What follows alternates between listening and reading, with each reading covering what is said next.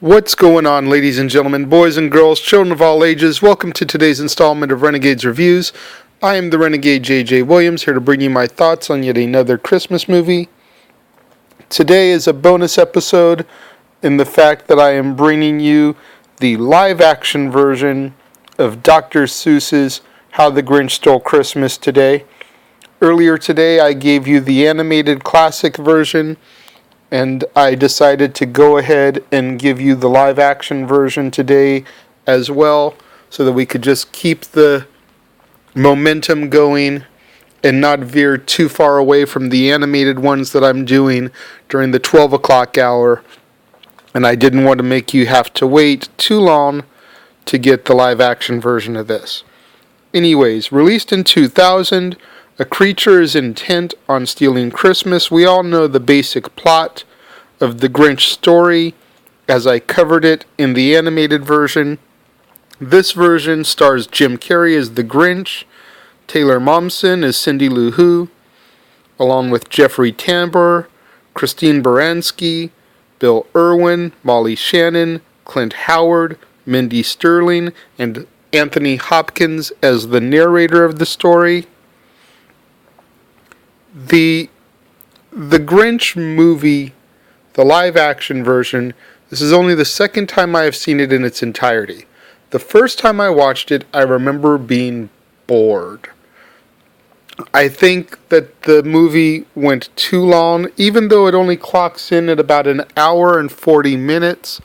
I think it's too long of a running time, especially when you figure the fact that the original Dr. Seuss classic told the story in under 30. Much like the same issue that I had when I discussed Mickey's Christmas Carol as opposed to the original Christmas Carol. You know, when you can tell the story in under 30 minutes and then you want to make people sit and watch an almost 2-hour movie to tell the same story, it's going to be a little boring. However, I watched it this time, and I felt myself being a little bit more entertained than I was originally. I still think it was a little long. I think they spent a little too much time diving into the Grinch's past and giving him a backstory. I think one of the great parts about the original animated special is the fact that no one knows why the Grinch hates Christmas. In the live-action movie, they give him a reason. They show him as a little boy who was humiliated at school by August Mayhew, who becomes the mayor, played by Jeffrey Tambor. You know, that's what drives his hatred of Christmas. You know, the fact that he's embarrassed and made fun of as a child. So now you have sympathy for the Grinch, to an extent. Because here's this little different boy who just wants to be loved. He's got a crush on Martha May.